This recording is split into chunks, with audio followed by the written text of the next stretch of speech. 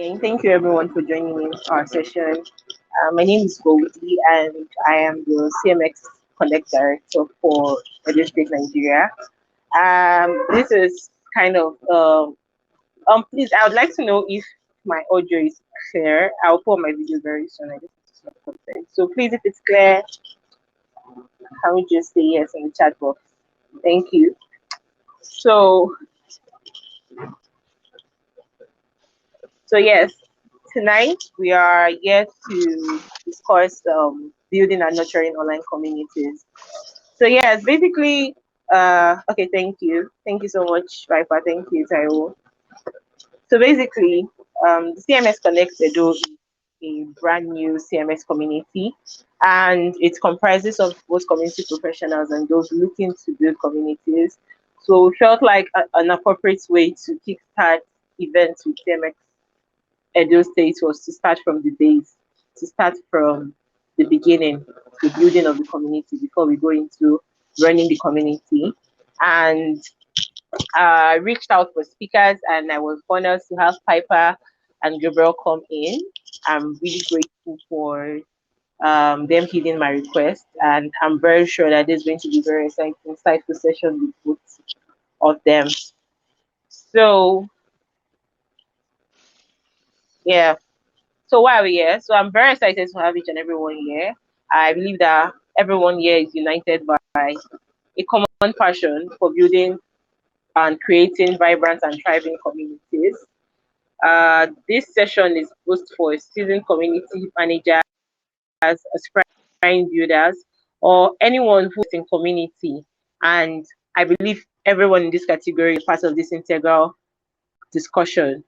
Today, we're going to dive deeply into the act of science of community building, and we explore strategies that will enable us establish the foundation of building communities and nurturing it, because it's one thing to build, to set up a building, but keeping it, maintaining it, and nurturing it to grow into something good is a very important aspect.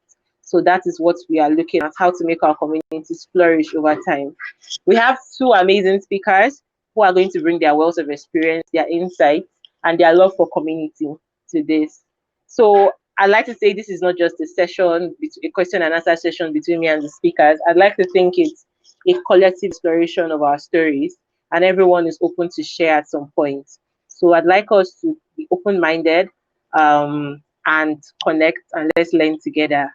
So without further ado, I'm just going to go straight in, introduce both speakers with a little bio about them, and then we get started with the question and answer session. So yes, the format for the session today is going to be a Q&A between me, the host, and our speakers, Piper and Gabrielle, where we bounce questions off them and we get their insights on these particular questions. And at the end of the session, if anyone has any specific questions they have about community building, the floor will be open for them to ask, and anyone, starting with the speakers, are free to answer these questions.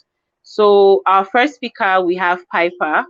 Piper is a community consultant, and she works at Higher Logic as a community consultant, where she provides strategic guidance and moderation services to multiple communities. It's obvious that she loves community, and she, according to her, she has an eclectic background, and she's the proudest person of her two pointy-headed children. Meeting Piper was really an exciting opportunity. Her personality is one that I really enjoy. Hi, Piper. Hello. Hi. Hello. Nice to meet How's you. everybody? So Thank next we you. have Gabrielle. Gabrielle is a community builder with 10 plus years experience in working in arts and culture, tech and media industries. She's currently the community manager at Grapevine, a platform that powers giving circles. Prior to this, or rather previously, she was the community manager at Bramble, an immersive video conferencing platform for virtual gatherings, conferences, and activation. And also before that, she was the manager at the film office at Toronto International Film Festival. Her events have been featured in multiple publications, including the New York Times. So we have two top-notch amazing women today. Hi, Gabrielle. Hi. Hi. So we're just going to dive straight in. and start with questions. Take a back and forth format. So the question will be directed at I would mention who is directed at, but if the other speaker has more input on that question, the floor is open for that. So our first question is under the category of community establishment. So this question is going to be for Piper. So hi Piper. So what would you say, what do you think are the foundational elements, the building blocks necessary to establish a successful online community? This may be counterintuitive. I think people may be expecting I'm sorry, I don't know. I can't hear Piper. I don't know if it's just me. Huh. Is that just I can hear her. Yeah, I can hear you fine. okay? Okay. All right. Go I ahead. guess you're just going to have to read my lips, Goldie. Let's see.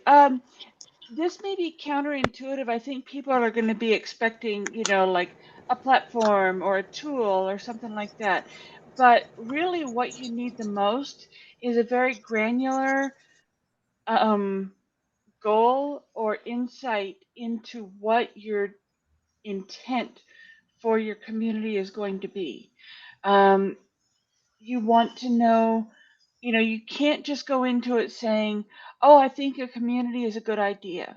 Everyone's doing it. I think a community will help accomplish this business goal. You have to know exactly what and why you're doing a community. So you need a clear value and purpose statement. And that can take a long time to establish. And then after that, I would say, community architecture, platforms, and all, you can go into tools and stuff after that. But the main thing is a clear goal, values, purpose, things like that. All right, thank you. Thank you. I can hear Piper clearly. I think that was from my side. Thank you so Oh, much for okay. that. I think I got most of it. I don't know, Gabrielle, do you have anything to add to that? Yeah, I think that knowing the goals is really, really important at the very beginning. It sounds obvious, but I've certainly, especially early on when being a community manager, didn't really think about that fully. And then it was really unclear who the community was for and the purpose. So it is really important, that first piece.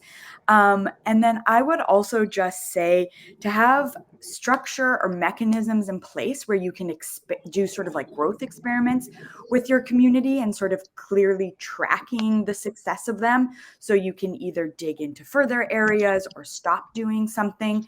I think at Grapevine, where I am currently, we try and really focus on very intentional experiments to grow the community and engagement and all that kind of stuff. And our team meets weekly to sort of evaluate that. So I would just say have in place some really clear ways to report on how your community is doing so you can really iterate on what's working and not working.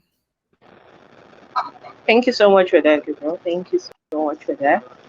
So move on to the next question, and I think Gabrielle will go first with this. So how do you select the right platforms for your community?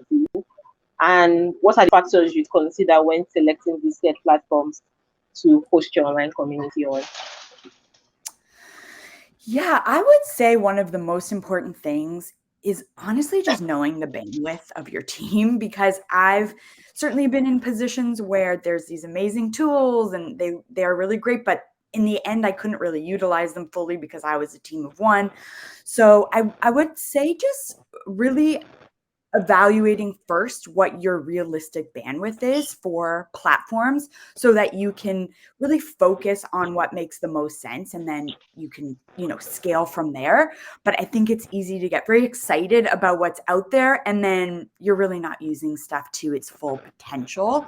And two other things I would say is just talking to other community managers via, CMX or whatever it is, finding out what they're using, what is working for them, why they're using it, and if it's even something you need to incorporate or to find another solution for. And then also be very active with communities that you are excited about. See what they're using, join those communities, experience the flow of it. And if you really like something, reach out and see what they're using. So I think that's a really something I always suggest. And then the last thing, kind of back to the first thing I said about running different experiments, putting in place early a system to be able to gauge the health of your community. I think that's really, really important because it's going to help you know. So looking for platforms that can support that, or maybe it's not a platform, but it's a tool, and you're just going to keep your community through Zoom events, but you have this sort of way to track the health. So I think just thinking about how to track analytics early on is very important. No, that's great. Yeah. That's great. I really concur with the reaching out, joining other communities and seeing what they're using and what works for them. I think that's something that I have definitely learned in my career. Being in other communities and trying to evaluate if this platform would, as a person being user centric, like if I were the community member, would I open this community? Is it something I would use? Is it easy to use? Is it a seamless experience? So it's been a community member of other communities has been a major factor for me. Piper, do you have any additional ideas about it? Let's see. As far as platforms, there's almost too many things to, to consider, to say, Yeah. here, consider these things. But you can consider cost, where your members are willing to go, and the features you need. And I think that goes back to what Gabrielle was saying about, what you can utilize realistically. If there's a whole bunch of bells and whistles on a platform that you like, ooh, this is going to be great, but you can't use because it takes resources or something that you don't have, don't get it. And it's like, and I don't want this to sound wrong, so take this in with empathy and compassion. Listen to the sales folks with skepticism. And it's not because they're dishonest, it's because they're excited about their product too. And they want it to work for you. And so they convince themselves that it will work for you. And so, it's like, be very clear and dig deep into what they're telling you. And make sure that it does what it says it can do for you. And then let me see what else I wrote down. The other thing I wanted to say is I really recommend that you do not build your own platform. That unless you have extensive resources to make it work long term, not just short term. You have to like really be dedicated to building it and making sure that it works forever and ever and ever. Don't build it yourself. That was the only other thing that I had.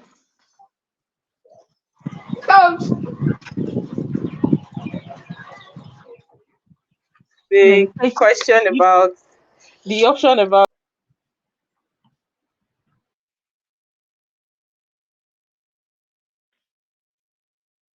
way. It's a very okay. interesting color. Probably would try that out soon. So, moving on. Next, we're talking about engagement strategies, and we know that content is king, as the content people will say. So, what strategies do you recommend for creating engaging content that resonates with your community members? I think Gabriel will go first here. Oh no, sorry. Yeah, this Piper first. Okay. Yeah. It varies. I hate to, give the pat answer of it varies. But I would say what you do is you need you need to research what's important to your members. You can do this through surveys and interviews. I think that's the best thing. Do this as early on in the process as you can. Do it before you launch. One thing I read yesterday as I was doing research for this is this is from Noelle Flowers. She said, try to build places for how your, for how your community will discuss things, not what they're going to discuss. She said she likened it to a party in your house. Don't bring people in and say, okay, if you're parents, you go into this room. If you are, going to talk about wine, go into this room. Because parents may want to talk about wine. She said, if you're going to have Twister, people playing Twister, you might want to have the wine people in a different room because you don't want the Twister people to knock over the glasses of wine and break the wine glasses. So I thought that was a very interesting way to look at it. I'm like, oh, that's cool. Yeah, right. That's actually very interesting. I had to take that down. That's very interesting. Thank you so much. Gabrielle, what's your point of view for this? I guess a couple things. Like for me as a community manager at Grapevine, I sort of think of content in two different ways. One is the content that our leaders running giving circles really need to do their work. So I'm always trying to figure out how I can make resources that will make their lives easier. So I utilize like guides, making really simple visual guides through Canva a lot, and then I share them out in all different ways in our newsletters, all that kind of thing. So I would say one thing is just really thinking about how you can make your community's lives easier in a visual, not an overwhelming way. So a big part of my role is creating those kind of resources. And then the other part is more engagement and, our different groups all have their own pages to run their groups, sort of like a Facebook page. So how they can engage members that way and how we can engage their groups, and then also through our social channels. So those types of engagement feels, for me as a community manager, that's not my big expertise. So to learn about it, one of the things we did was we actually reached out to our community of leaders and asked anyone who was in marketing, PR, social media, if they wanted to join something we called the Giving Circle Growth Council. And we met once, we did it for a year. We met once a month, sort of ran ideas past them in terms of campaigns we were thinking about, different content for the community, social ideas we had, and just really got their feedback on it, because I kind of recognized it wasn't a huge piece of my expertise. So I think that sometimes just utilizing the minds of your community, there's such a wealth of knowledge there, and doing it in a really structured way can be very helpful. We met once a month. It was for a year. It was this sort of time box thing, and it helped me learn. It helped me understand what they needed as like community members, but also experts. So I would suggest something like that is always really, really useful, and I found it quite helpful from our end. And then one thing I'd also say is, and this kind of goes back to something I said earlier, but I try and join the communities of similar organizations doing work that I really admire. And so there's this fantastic organization called Give Butter, and they're a bit comparable in the sense that they're also in the nonprofit space. And I just get really inspired by what they're doing online, and I see what resonates with me, with their social channels, and also just the content they're giving to me as a member of their community. So I think finding things that just really inspire you is just very helpful as someone also creating the content for you to be engaged in it. So leveraging your community really, I guess, is the key thing that I'm saying in the minds of the different expertise within your community. Thank you. That was really great. That was insightful. So I think the next question is for Gabrielle too. So can you share examples and effective ways you've managed challenges building community, and probably examples of those challenges. We know it's not easy, it's not straightforward to build communities. You're dealing with people, and people can be tricky. So what are some challenges you feel like you face, and tends to be general challenges that a lot of community managers face, and what are possible ways that can be used to, overcome these challenges? Yeah, I think that being clear, something I find is community can become a bit of a catch-all for updates about the product, updates about your community initiatives, updates of, there's just so many things. So I think trying to be as clear as you can. So really working on language, how to simplify things, how to articulate what are different community initiatives, but also product updates, all that kind of stuff. And one way you can really think about this is testing different language, doing A/B testing for, even just subject lines in your emails. Just how can you test what is resonating with your community through, being able to track click rate. It's for your newsletters, all that kind of stuff. Really not being afraid to test and experiment and see what's working and see what's not in a very clear, thoughtful way, opposed to just sort of guessing, So I would say don't be afraid to test and test different language, really key, and focus on how you can make things as simple for a community member to sort of digest as possible. And I would also, just a couple tips, just in terms of events, all that kind of stuff, giving your community as much lead time as possible. I think that really helps with engagement, because I know that for me, a lot of struggles can come in with engaging your community and keeping that kind of engagement up.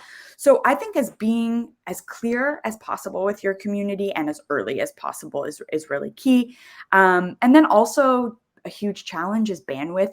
Myself, I'm a team of one. I've never worked with a big community team. I know some organizations have that, which is fantastic. But if you are a small team or even just a team of one, just being very intentional about what you're working on and what you're communicating out, and with your founder or your higher ups, just being really clear about bandwidth and time and your plan, just so you're trying to avoid as much as possible things being added onto you when you just don't really have the space for that, and then things get diluted or don't come across as well as you would have wanted to if you could have invested more time. Thank you for that, Gabrielle. Piper, over to you. I think the one of the difficulties is that it's the values and the purpose. It's going back to the beginning again. You need to make sure that you keep checking in with the purpose and the values of the company and the community. You need to make sure that you don't have too many community values. The values need to be easy for the community to articulate, and the members need to be able to tell what those values are. Everything that the community is trying to accomplish needs to be able to kind of boil down into those two things. And those things need to be revisited. It's not a one and done thing, because communities evolve over time. Communities are living organisms, beings, or something like that, and they grow and they change. It's like, when you're, oh gosh, I'm going to be religious here. Sorry. When I was a child, I spoke as a child. When I was an adult, I spoke as an adult. That's not the right way, but it kind of goes that way. So you need to do that, and then this, and the example that I have for this is, right now I'm working with a customer who inherited a community because person that launched the community is no longer with the company. And so we're trying to figure out what their vision was and their goal was. And, it's like, I don't know. He's, I'm new to the project. He's new to the project. And so we don't know what the vision was. And so we're kind of like going back to the drawing board. It happens. I don't know if that answered it well or not. Yeah, I think that answers it from first. I feel like the question of communities is a prescriptive question. I feel like challenges are peculiar to the type of community and the community manager in it. So everyone would go through challenges at different phases of their community building process. And I'd like to think one of the ways of solving it is belonging to a community for community builders like CMX. I've seen a lot of scenarios where a lot of builders come ask on specific things they are facing in their communities. But I mean, these are overall tips. Being intentional about what you're doing, working on in your community. I think that takes you back to the drawing board and understanding that communities change over time. So you'd have to change. You'd have to be able to adapt and move on with the new goals of the community. So kind of generalizes it, even no matter the challenge you're facing. The fact that you're conscious of the fact that changes happen. So next question is basically we are, I think I'd like to believe that we are community managers here, and yeah, we're community managers, but I believe there are some people that are just upcoming, and this is a question we always get, especially in a space like Nigeria where it's a new position. What would you say are the key responsibilities of a community manager and how they evolve over time? Because we see scenarios where the jobs of community managers, I mean, we know it's an overlapping role, but sometimes it tends to get blended in with other roles and kind of lose the identity of the role. We see doing all sorts of things that are much more than what we are supposed to. So what would you say are the key responsibilities and adapting to the evolving changes in this role over time? I think Piper will go first, then Gabriel. Thank you. Okay. Go ahead. Oh, go ahead. Go ahead, Piper. Oh, let's see. I got distracted. So why don't you go ahead and I can kick things off. Yeah, I would say the things that overlap with all the community management roles I've had are really event programming and execution, community-led growth, and looking at churn a lot. That's been a big thing assigned under my sort of community roles. I would say even if there is customer support team, customer support, you end up doing quite a lot of customer support. Knowledge base creation, FAQs, resource development and creation, and then content, I would say that kind of falls under that, but also like social stuff like that, especially if you're a small team, even though ideally, eventually, I would say that gets broken off, but I would say those are all things I've encountered as a community manager. Yeah. Piper. Yeah. The only other thing that I would add to that, because I mean, I haven't planned any events myself yet, but what I have done is worked with a lot of analytics. I've pulled a lot of analytics. I'm learning how to tell stories with the analytics. That's something that I think is important. It's like not just pulling numbers, because anyone can pull numbers. But you need to know what to do with those numbers and what those numbers mean. That's what I would add to what Gabrielle said.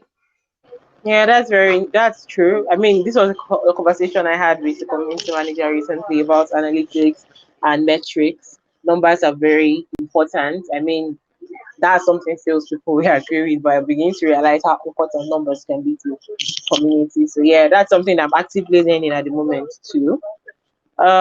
Okay. So next question is, what strategies have you found effective in encouraging sustained number of participation in an online community. Anyone who has run an online community knows how the engagement rate gets after some time. It sometimes seems like you're talking to AI and so. So what strategies have you found effective to probably kickstart a community that probably is dormant or to sustain engagement that is already existing? Who'd like to go first?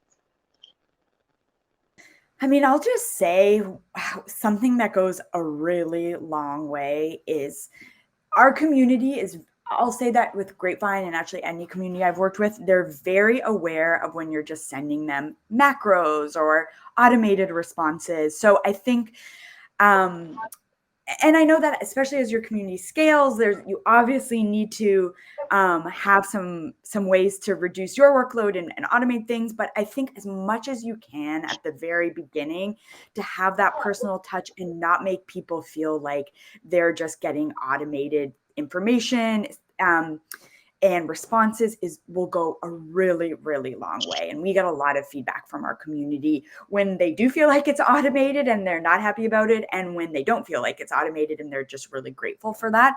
So I would say that is a really good thing to keep in mind. Yeah, that's great. Yeah, I hadn't thought of that, but that's a really good point. And it's something that I was thinking about for another one of the questions that you had.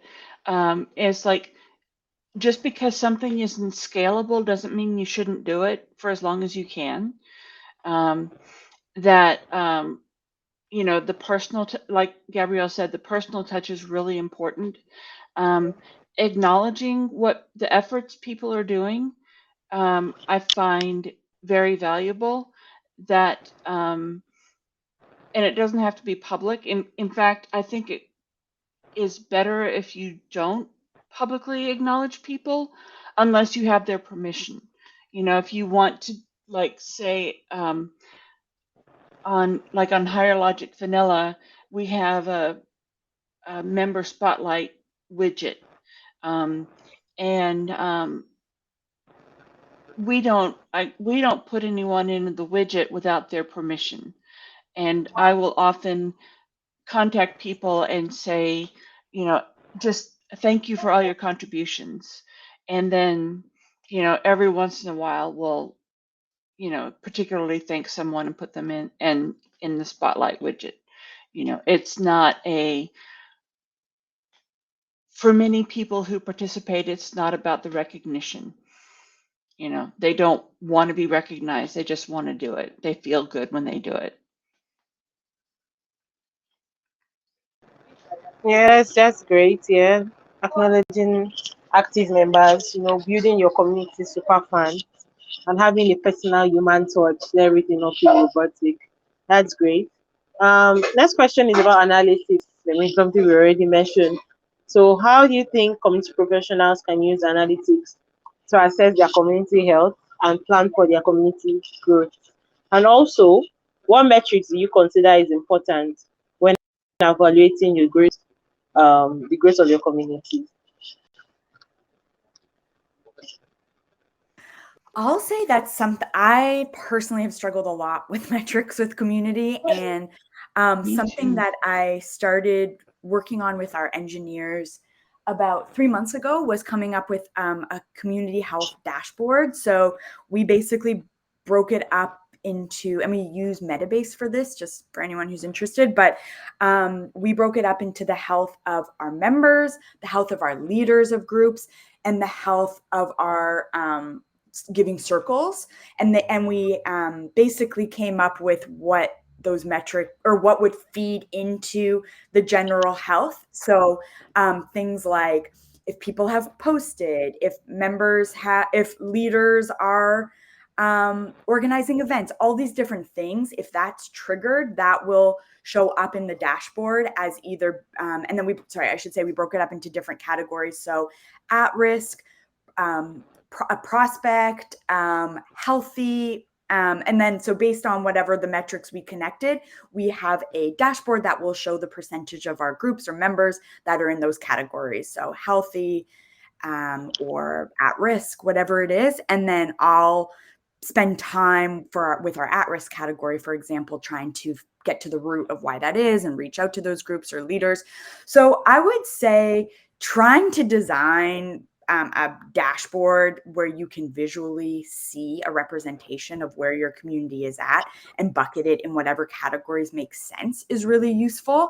So that's one thing I would say. I'm asked a lot to figure out churn for our organization, and that was one of the ways I was kind of able to make sense of it. So yeah, that's a suggestion that I have. Yeah, that's a great one. Gabrielle. Sorry, Piper. Let's see. I just wanted to say that, and this kind of goes into vanity metrics. I think if you want to look up Brian Oblinger and Richard Millington, and maybe even Carrie Melissa Jones, and search for vanity metrics, I think they all have articles and statements about these things. And things like, and vanity metrics are things like straight numbers of posts, you know, without considering the value of the posts. Like, you know, LOL, good job, thank you. You know, I mean, because someone can post a lot of, you know, hundreds of posts like that, and that's not value. That's just number of posts. That doesn't contribute to the health of the community. The number of members you have sign up. If you have 10,000 members, but only 100 members are participating and 9,000 of those members never come back, so what if you have 10,000 members? You know, I mean, if you have 100 out of 1,000 members that are coming back, that's great. But if you have 10,000 members and 9,000 members never come back, you know, that's not all that great. So be careful of vanity metrics. And let's see. Yeah, very good, Gabrielle. Thank you. And then I also wanted to say that success is in the eye of the beholder. So, and this goes back also to what Gabrielle was saying, you know, she's been asked to identify churn. And so the success of her community is, oh gosh, help me say this, Gabrielle. The success of your community is valued by your leadership based on whether or not you are able to stop churn, right? That's one of your values. Definitely, yeah. And so, you know, if the number of posts is what's important to her leadership, but churn is not, then, you know, it's not going to matter to them that churn is being stopped. Does that make sense to folks? Yeah, making sure those metrics reflect what your business actually is going to evaluate you on. Thank you. Yeah. Thank you for making that make sense without a whole bunch of babbling. Thank you. No, that makes but it's very important. True, very important. That was fine. I think Piper has dropped lots of resources today. I don't know if you could drop the name of the author for the vanity metrics post so we check it out, because I'd like to check that out. There's a bunch. Okay. Let me see if I can find. All right, thank you. So we just move on to the next question. So I think this question is something that I don't think I previously shared it, but I believe it's something that actually comes up a lot, even in interviews. Conflict, especially when your communities are based on certain platforms and you have like a lot of members there. It's something that acts like, how do you manage conflicts within the community, especially a new one? Things come up. So as community manager, how is that something that you can manage? What are the steps, or what are random things you think you could do? Because you have to be very careful not to upset community members, but you also have to ensure that you're aligning with your community guidelines. So how are you careful that you do not cross that line between that? Yeah. I mean, one thing I'll say is, so just to go back to what giving circles are, which is what our community does. Giving circles are a community-led model of philanthropy. So it's groups of people coming together, pooling their donations, and then collectively deciding where they want to give those funds, which nonprofit, so that they can have a bigger impact. So $100, $50 on your own is great, but when a nonprofit gets a large sum of money, they're really able to do a lot more work with it. So because of this model, and being at the heart of it really is communal decision making, which is one of the best parts of the model. It's also one of the most challenging parts. It brings up a lot of conflict, a lot of people who have different ideas about where they want these funds to go, or different values or missions. So I think a couple things. One thing, as you mentioned, Goldie, being clear with your community guidelines, what the mission is, what your DEI statement is, all those kinds of things is really clear, so you can always go back to something and direct people there. And also understanding that that's something that's always evolving based on your community as well. But one of the biggest things I would say, and that I've learned through this role, and we actually run a workshop for our leaders called The Art of Facilitation, and it's around like not shying away from that conflict. I think there's a lot of instinct, I know, especially in myself, to sort of try and fix it and move on. But I think there's so much to learn from conflict, and just being very open with people about that, and being like, we want to hear the issue. We'd love you to share with us or bring the parties together so we can learn. Because at the basis of a conflict, the best thing you can get out of it is learning and understanding why it exists, where it comes from. So I would say try and lean into those moments and understand that they're important. Yeah, learn from them. That's great. That's a great one. Okay, Gabrielle. Piper. Oh, else? I'm sorry, I was looking for the article. What was the question again? Basically, managing community conflict. So how do you manage community conflict without, upsetting members, and also leaning towards the community guidelines? That thin line in between. Right. Well, sometimes you cannot manage conflict without upsetting your members. That's first thing. I used to joke that if I wasn't making people angry, I wasn't doing my job right. Because people are very self-focused, and that's not a bad thing. But, it's like they think they're right, and they don't understand why other people are doing things the way they are. And when you step in and say, I need you to stop doing what you're doing, they get upset. I think the best way to handle it often is privately. If you do it publicly, that can cause a lot of hurt feelings. But sometimes you do have to do it publicly because you need to be seen enforcing your guidelines. Yeah.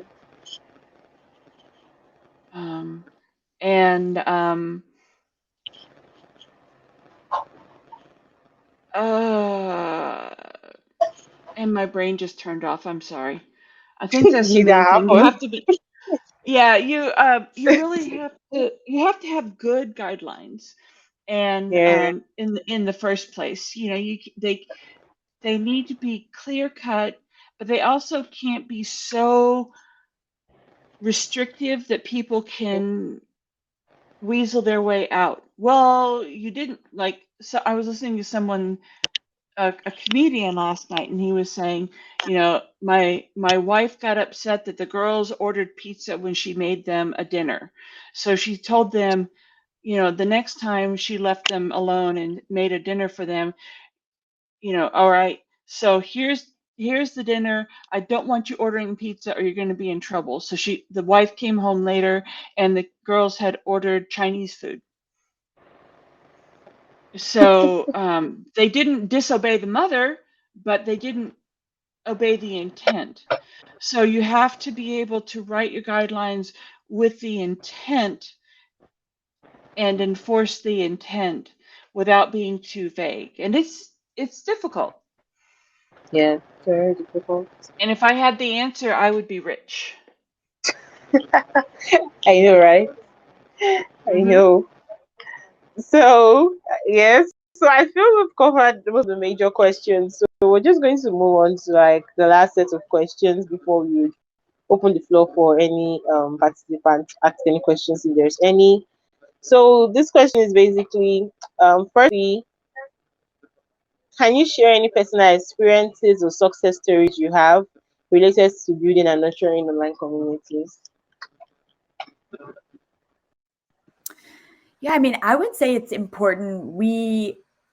I try and monitor our comments a lot. On a lot of our community uses like LinkedIn and a little bit less, but Instagram. So I'm always trying to see what they're posting. And when there is something positive, I always try and share it with the rest of our team, especially our engineers who are a bit, who are so fundamental, but a bit removed from the impact that they're making.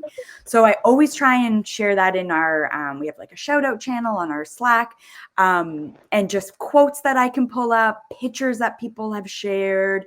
I saw a really nice quote the other day that we're actually going to be including in our year in review for 2023 roundup that's going to go out today. But someone had said they're part of a giving circle called Fort Wayne Women for Good. They're one of the leaders, and they said, every time my heart feels tired, I think about what I've learned through Fort Wayne Women for Good. Together we can do so much. So that kind of was a nice way to end the year for me. And so I would say for your own health, try and see those positive things and share them with the rest of your team. Okay, hi, Piper. Hi, I think I didn't really have a good answer for this one, but just now it came to mind. Advice that I've seen is to make sure that you are acknowledging with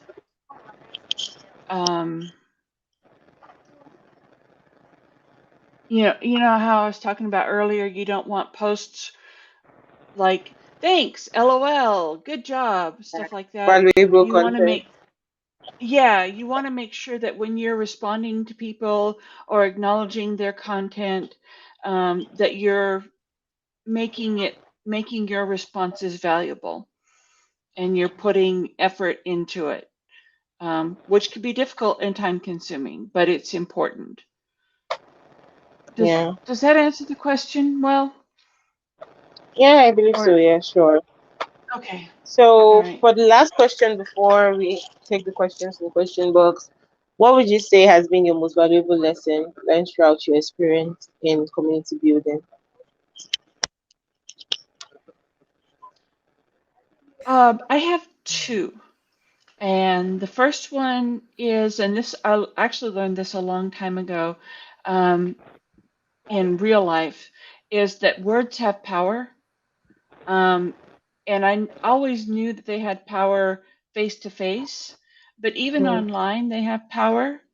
And I would say almost they have more power online than people try to give them credit for, because that's all there is. It's like there's no context. It's just those words and how you interpret them. So you have, knowing how to convey your message with compassion and empathy so that you're not being offensive or rude is very difficult. And then I realized recently that I was not as empathetic and compassionate as I thought I was, because I was, I treated people, or I felt about people at my level and lower a certain way, and then I thought about the C-suite a different way, and it wasn't as compassionate and empathetic towards those above me. I was like, oh yeah, those people deserve compassion too. So that's the most recent thing that I learned about myself. And I thought that was important. That's something to think about. Yeah, Mhm. great. Yeah, thanks for your candor on that. I would say for me, it takes time to learn about either the product that you're a community manager for, the community itself, your organization's mission. And so it takes a while to speak with confidence about those things because you're still learning and it takes a while to learn. So I would say this is something I learned, especially, those first 3 to 6 months of a new role. Try and be as kind and gentle to yourself as possible because you're not going to speak as an authority right away. You're not going to have all the words right away. You're not going to come across as clearly as you want because you're still learning and that takes time. And so remember that and be easy on yourself when it feels challenging at the start of a new role.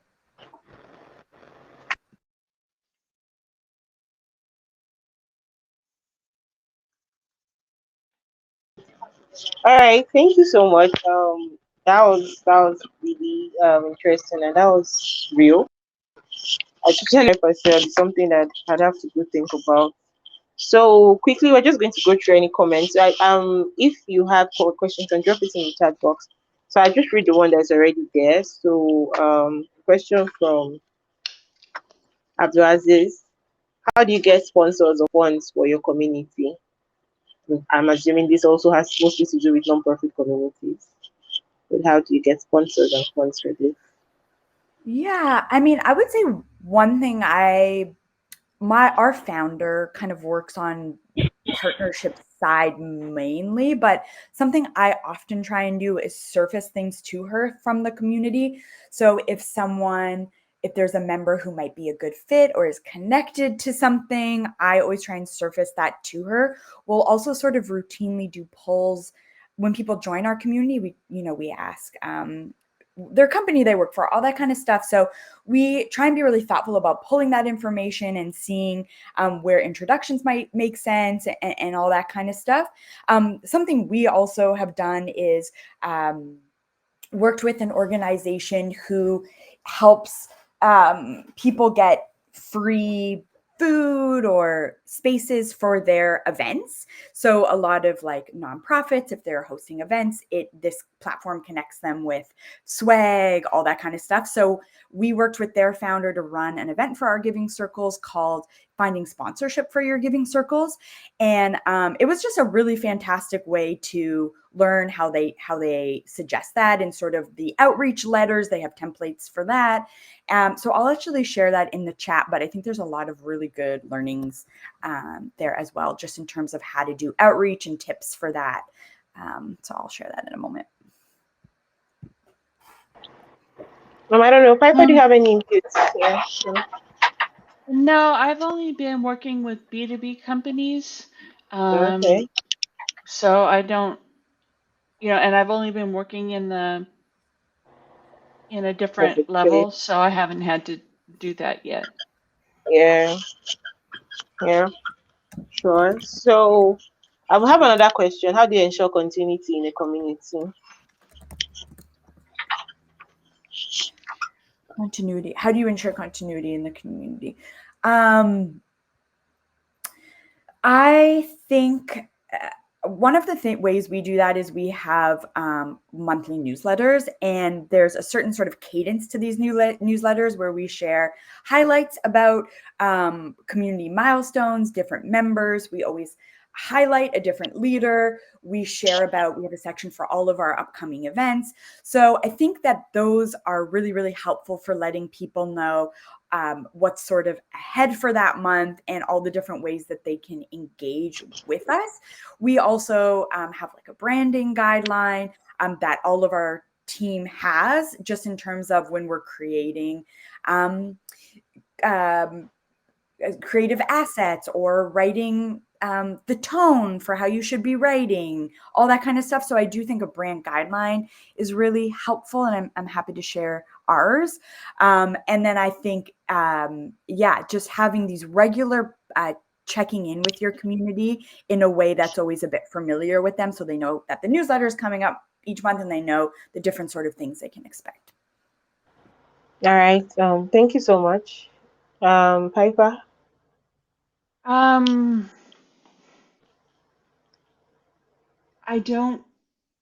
Can I get more? I don't really understand. I don't know I how I think it comes can offer from a more. place. Yeah, I think Gabrielle handled most of that, and I think Yeah. these are things you'd come across as you go on. But yeah, Okay, having good. consistent communication with, I think from my experience, having consistent communication in the form of newsletters and more engaging activities is something that you should, because yeah, I've seen a lot of communities start and crash. Maybe Mhm. there was no, yeah, so having like a set goal, very clear objectives from the beginning, planning your content Yeah. calendars ahead of time, giving value, it's very important. And concerning the fund question, I think I was in a meeting with some community managers in Nigeria recently, and someone shared that he has like a template for reaching out to people. So I don't know, Abdul, I think you can reach out to me personally if I can remember the person. Then that's something we could also discuss, because it's actually very valuable. Yeah. So yes, thank you. Thank you. I think Nelson got a lot from what Gabrielle said. So Yay. basically, this is most of our questions. This is most of the questions answered. I was trying to keep time because I know one of our speakers has an engagement, so I did not want to cross the time. First of all, I'd like to thank Gabrielle and Piper for honoring my invitation to speak at this session. I'd say it has been very insightful, and I'm really excited. I can't wait to share the updates from the session. And also to everyone who attended, I hope you got valuable insights from this. And I hope we can do this again very soon. I plan to organize more sessions leading up to building a community, moving from metrics to other things, because we're really trying to build the community space right in over here. So we want to take people by the hand step by step. So these are some of the ways we'd like to do it. Um, Thank you so much once again, and thank you to everyone, and have a great day. Thank you so much, Nelson. Have a great day, everyone. Thank you so Bye, much everybody. for Thank you. joining.